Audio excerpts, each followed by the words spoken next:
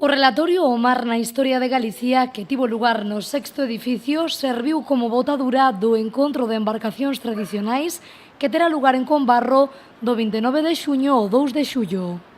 E eu creo que cando a Federación pois veu a plantexar que se na Deputación podíamos colaborar pois co encontro, eu creo que atoparon, polo menos na miña persoa, e Manolo pode dar fe, eu creo que atoparon unha colaboración extensa, e eu creo que vai a dar froitos pois cun encontro que esperemos que acade os éxitos maiores que poda acadar. Unha cita que converterá Combarro na capital do mar.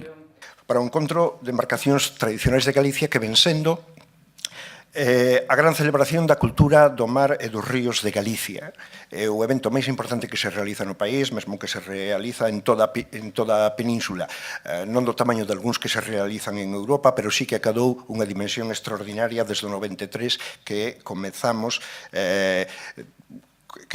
coa primeira edición. Non? O obxectivo do encontro é o mesmo, porque naceron ao mesmo tempo, que alenta a existencia da Federación Galega pola Cultura Marítima e Fluvial, agora chamada tamén Culturmar. Non é outro que a salvagarda do patrimonio marítimo e fluvial de Galicia.